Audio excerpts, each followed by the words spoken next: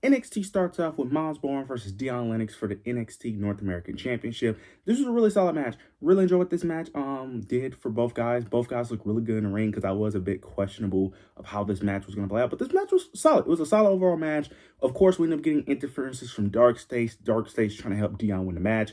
Towards the end of the match, you end up getting multiple interferences from Cutler, Osiris, Saquon ends up getting involved. But each time they got involved, Miles Bourne was able to avoid, basically was able to capitalize on it and not be able to get taken advantage of by Dion Lennox. Towards the end of the match, we end up getting Miles Bourne end up pushing Dion into Saquon, knocking him off the ropes. This allowed Miles Bourne his finisher. I think he used the zigzag as his finisher to retain the North American Championship. Later in the show, this causes friction between Dark State because Dion feels like, they cost him the match. Saquon, of course, making his case like they tried everything to help him. We end up getting a backstage segment between Saquon and Mr. Stone where he's trying to get another opportunity for Dark State. And Saquon ends up, going back to, Dion ends up telling him that, look, we got another title opportunity for the North American Championship, but you're not going to be the guy, that I'm going to be the guy taking your spot. Mr. Stone said that it couldn't be Dion again. It had to be someone else, and it had to be him. Dion wasn't believing it at first, but, then he eventually cheers up and goes along with it, even though deep down inside, he's clearly upset, clearly jealous of the fact that Saquon is going to get that opportunity. I like the story that they're telling here. I like the dissension of Darkstick, because as much as I try to, give leeway and try to, not be as critical of the faction, I do think it's best for these guys to go their separate ways. Them being together isn't doing much for either of them. I'm cool with maybe Cutler James and Osiris being a tag team, but Dion and Saquon are clearly going to be the singles stars out of it. It's clear. They're the main ones they're pushing. They're not even pushing Osiris in them anymore. They're clearly just focused on Dion and Saquon, which is the right move in my opinion. Those are the guys who have the highest potential, and I like what they're doing with that. Potentially could lead to a feud. Who knows? Maybe Saquon could beat Miles Bourne, cause more friction. Dion gets more jealous of the fact that he feels like he should be in that position. I could definitely see what they were going with this, or they could potentially have Dion cost Saquon the match. I like what they're going with this Dark State storyline. This is the most interested I have been in Dark State, which is unfortunately because it had to lead to them potentially breaking up, but I do think this is the best case for these guys. Miles Bourne picks up another victory, retains the North American Championship. Don't know what he does next. I don't know who his next opponent is, but they'll probably figure out something for him to do. But I'm really interested in the Saquon Dion Lennox storyline with their friendship potentially going downhill and them, constantly battling out to see who's going to turn on each other first. I really like the storyline they're going with this. Afterwards, we end up getting a singles match between Joe Hendry versus Keanu Carver. This match was fine. It was not that good. I didn't have high hopes for this match, mainly because these are two slower paced wrestlers who aren't that great in ring. Joe Hendry isn't bad. Joe Hendry is a solid wrestler. Keanu, he's a bit rough around the edges. He still needs a lot of work in ring.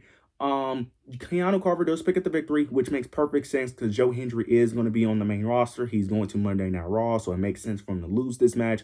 Put over Keanu. Now, Keanu ended up getting put over in a big way. He ends up knocking out Joe Hendry. They did a ref stoppage. That's how Keanu won. So I like what they did here. Look, a lot of people are critical of Keanu Carver, which I do understand why. I get it. We still got to stop comparing him to Oba Femi. Like, we got to stop that comparison. Look, he has potential. I see the vision. I really do. He's just very green right now, and he needs a lot of work. They maybe should have kept him and evolve for a little bit more time before they called him up. But to be fair, if NXT is going to keep losing bodies like this on the men's roster, then they need all the help they need. So we'll see eventually where this goes. They are teasing Tony D'Angelo and Keanu Carver for a potential match later down the line. Look, I don't mind Keanu. I'm not as critical of him.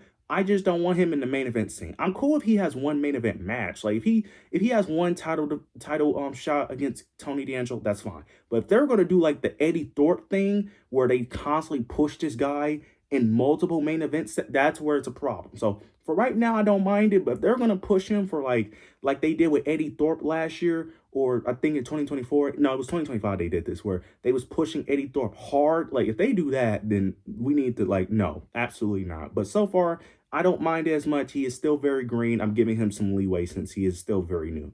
We end up getting a speed championship match between EK Prosper versus Lexis King. This match was really good. Really enjoyed this match. We end up getting interferences from Birthright. This allowed Lexis King to pick up the victory, which I'm not the biggest fan of.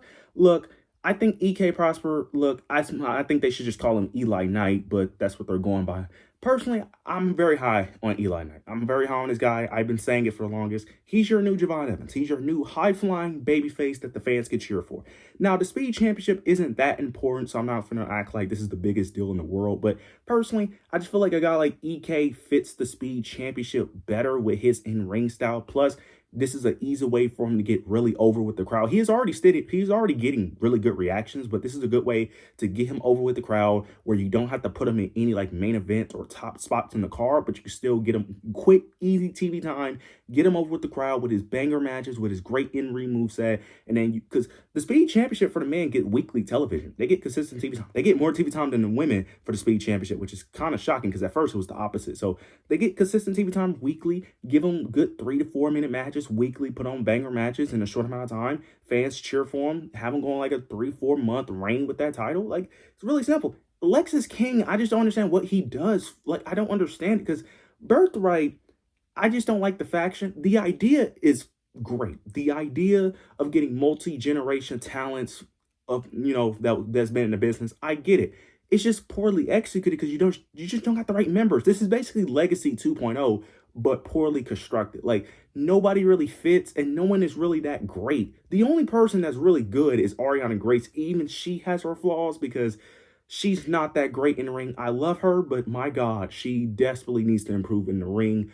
Everyone else is either very mid or they're good at one thing but bad at everything else. Like Uriah Connors, he's good in ring. Character work needs a lot of work. Charlie Dempsey is great as a character. It's great in ring, but his character hasn't really developed that much. Lexis King kind of has a similar issue. It's like there's no one that really stands out outside of Ariana Grace, but a lot of that has to do with character work and her looks. So it's like it's very hard to really take them seriously as well. So we'll see how eventually this plays out. It's not going to really lead to anything, but overall, I enjoyed the match for what it was. Next week, we are going to get a tag match between Eli Knight, Dorian, I forgot his full name, but Dorian, who he beat to get to the finals of the Speed Tournament versus Lexis King and someone else of Birthright. So interested to see how that unfolds. Moving on to the Women's North American Championship match between Blake Monroe versus Tatum Paxley in a casket match. This was a really great match. Really enjoyed it from top to bottom, from start to finish. This was a really good match. We had some really cool spots early in the match. We ended up getting a spot where Tatum Paxley ends up pulling out a dollhouse, tries to use the dollhouse, but that ended up being an advantage for Blake Monroe. She ended up doing a drop kick to Tatum Paxley onto the dollhouse, which was very sick. Soon after, we ended up getting a cool spot where they was both fighting on the ring apron. Blake Monroe goes for a high knee, hits Tatum Paxley, and then they both fall into the casket at the same time, which was very cool because I was very concerned on what was going to happen there. But the match ended up continuing. They ended up saying that it has to be a winner, it has to be a loser, so which I thought was dope because I was very curious. Is this going to be a draw? But they ended up continuing the match. Then soon after, Tatum Paxley, both of them are standing on top of the casket. Tatum Paxley gets Blake Monroe, ends up doing a Spanish fly off of the casket. Soon after, we end up getting a moment where Tatum Paxley, I think Blake Monroe ends up getting the fire extinguisher, uses the fire extinguisher on Tatum Paxley. I love a good fire extinguisher spot. That's one spot for me that never gets old. That and a table spot. I love those two things in wrestling. A fire extinguisher and a table spot always gets me every time, always gets me hyped. We do end up getting towards the end. Blake Monroe is putting Tatum Paxley into the casket. She closes the casket, but then Tatum Paxley ends up using Blake Monroe custom championship to prevent the casket from fully closing, having her championship belt that she got gifted to her, costing her the match. Blake Monroe eventually tries to use diamonds to use her signature DDT onto Tatum Paxley onto the diamonds, but Tatum Paxley reverses it, hits the cemetery drive onto the diamonds, puts her in the casket, and retains the Women's North American Championship. This was a great match. This was an amazing match. Really enjoyed it.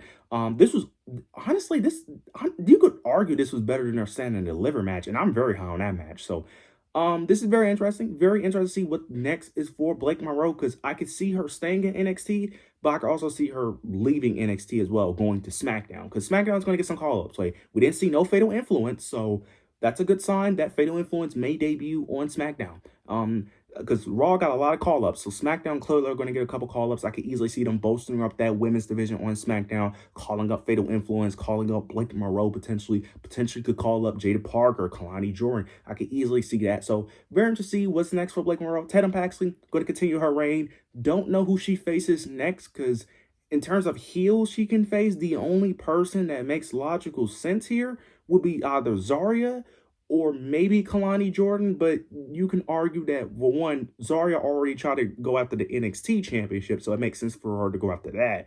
And then Kalani Jordan already been North American Women's Champion. So it's like, but it's like, there's no shame in being a 2 times women North American champion. So it's like, you could do both. So I don't know what's next for Tana Paxton, but Blake Monroe, I'm assuming will eventually go to the main roster. But overall, this was a banger match. We end up getting a quick Lola Vice segment. She ends up cutting a promo, mentioning becoming women's NXT champion. Ends up mentioning all the people in the locker room are focused on her. Everyone wants to come after her, that she got to constantly defend the title, constantly remain champion. She ends up mentioning, the struggles and, the hard work it takes to remain champion and all that. Then she basically ends up saying that she's going to make sure she stays on top, make sure she continues to ride the momentum and continue to remain as your women's NXT champion. You end up eventually getting Izzy Dame. She comes out. She ends up saying that eventually that she's going to call her shot for the NXT Women's Championship. She's going to take her time, wait for the perfect opportunity, and then she's going to use the right opportunity to take advantage of Lola Vice, use her weaknesses against her to eventually become Women's NXT Champion. And then she ends up saying that the calling are always 2 steps ahead. She ends up getting distracted by Nico and Spears. She ends up attacking Lola Vice and holds the NXT Women's Championship.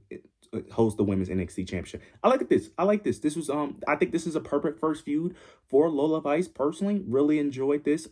Izzy Dane constantly impresses me on the microphone, bro. Like, she is one of the best mic workers in general in WWE. In, like, for the women. Like, that may be a hot take, but I don't care. But on main roster, NXT, I don't care. She is one of the best mic workers in general. Like, she is that good on the fucking microphone. She is amazing. Lola Vice really cut a good promo as well. Really enjoy what I've seen from her. Very interested to see how this match plays out eventually whenever they do have this match. Lola Vice should probably retain. Well, she should, but I will be rooting for Izzy Dame because I just like Izzy Dame more, but I'm not mad if Lola Vice retains because I do think that is the correct choice. But nonetheless, this is a good first feud for Lola Vice, and I'm very excited to see when this match eventually plays out. Now we do get the main event, Ruca versus Zaria in a last woman standing match, and this match was everything it needed to be. This match was everything it needed to be. This match was amazing from start to finish. You got everything you could ever want in this match. And the right winner ended up winning this match as well, which was very shocking because I was very concerned for Zaria winning this match, but she ended up actually winning this match, which was very shocking for me. We ended up getting a couple cool spots. We ended up getting a moment where Zaria ended up using the camera cables and to start whooping Ruca with the camera cable. She's eventually using the cables to start choking out Ruca. I really like that visual. Later in the match, we end up getting a spot where they're fighting on the outside, and we end up getting Ruca end up spearing Zaria towards the NXT wall, which was very dope. Soon after, they start fighting into the crowd, going back and forth. Then they're both standing on top of the barricade area, on the barricade. Oh my God, I can't speak. They're both fighting on the barricade. So Zaria gets the upper hand and ends up doing an F5 onto the announce table, which I thought was dope. Then we end up getting to the moment where they start going towards the platform that's above the NXT wall. I don't know what that's called. I'm just going to call it the NXT platform because I don't know what that's called. But they end up going up there. They're setting up these tables, right? There's 2 tables down below them. They're fighting up there. They're going back and forth, back and forth, back and forth. There's a moment where Zaria is about to fall off the NXT platform onto the 2 tables. Ruca saves her, stops it, and Zaria ends up apologizing, saying that she's sorry and that she loves Ruca. They're staring at each other. They end up smiling, and then they end up hugging. I ain't gonna lie. When that happened, I kind of got emotional because I liked the pairing of Ruca. I did. My only issue was Zaria's booking. That was really, I just didn't like how Zaria was booked like a loser. But the pairing was great. I actually got emotional. I was like, damn, low key, man, they probably should get back together. But I knew eventually one of them was going to turn. I was a bit worried because I was waiting for the moment. I was like, because in my mind, I thought Soul was going to be the one that was going to take advantage of the opportunity and trick Zaria. That's what I thought. I thought Zaria was going to try to do it, but then Soul was going to reverse it and then put it through the 2 tables. But Zaria was the one that actually manipulated Ruca. She was hugging her, she was smiling, and then she ends up making like an angry face, ends up pushing Ruca off the NXT platform onto the table, which was brutal because she didn't land on both tables. She only landed on one, and then her head hit the edge of the second table, which was very nasty. It kind of made the spot look better, but worse at the same time. Worse in terms of your concern for Zaria for her actual health, but better in terms of a TV product because it looks brutal. So I was very mixed. I was like, damn, I feel bad for Soka. I'm like, I hope she's okay. But at the same time, I'm like, that shit looked I was like, damn, that shit looked brutal though. It kind of made it better. So Hopefully So Ruca doesn't have any serious injuries. Hope that her head is okay. But So Ruca stays down for the 10 count and Zaria picks up the victory, which was amazing because I was very concerned. This makes up for her losing at Stand and Deliver, and this was perfect because So Ruca is going up to the main roster. Zaria is going to stay in NXT, so Zaria needed this victory more. This was perfect execute. This was perfect. This was an amazing match from start to finish. Really enjoyed this. What's next for Zaria? I'm assuming that NXT Women's Championship going after Lola Vice. And if you need a heel to dethrone Lola Vice, she is the perfect heel for it. I wouldn't even mind a North American Championship run, personally. If she go after Tatum Paxton, I'm cool with that too. So I'm either with both scenarios. I'm assuming she's going after the Women's NXT Championship, though. I do think that is the best route. Overall show was great. This was an overall great show from top to bottom. There was a low period in the show when they start doing the Joe Hendry, Keanu Carver stuff. That was kind of the low period of the show, but overall show was great. You guys let me know your overall thoughts, opinions down below. Make sure to like, comment, subscribe, make sure to hit the notification bell so don't miss any of my content. But yeah, that's it.